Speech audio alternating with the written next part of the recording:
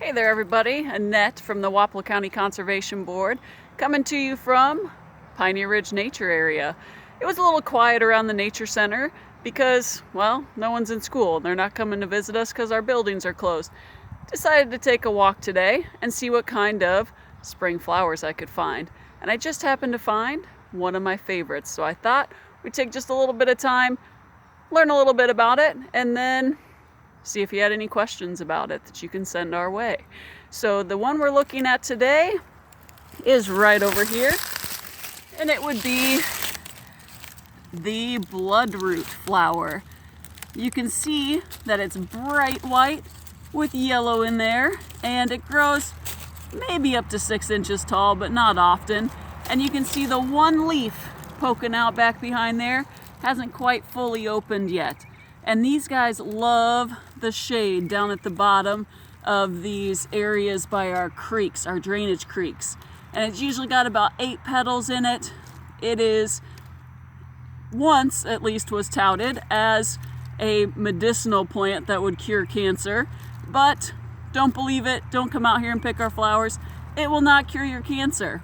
But one of the cool things about bloodroot is why it gets its name. And again, I don't recommend you come out here and pick all our flowers to do this, but I am going to pick one today just to show you how it got its name. It's called bloodroot because when you break off the end of its stem down by the roots, you can see this red or orange sap coming out of there. And that was used by Native Americans as a dye, for war paint, and just for paint in general. It's not recommended to eat it. It is toxic, and some people react to it on their skin as well, so I wouldn't recommend using this as face paint because it will stain. But bloodroot, one of my favorite spring ephemerals, ephemeral meaning it's not going to last very long.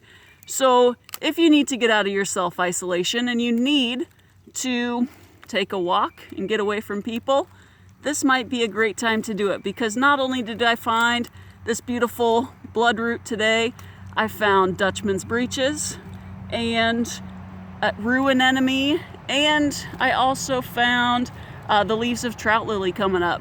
So get out, take a walk. If you have any questions about this plant or any others, please post them below in the comments.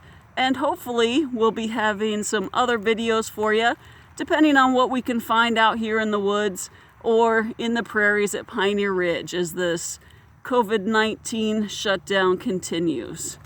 Thanks for listening. Hopefully you'll check back later.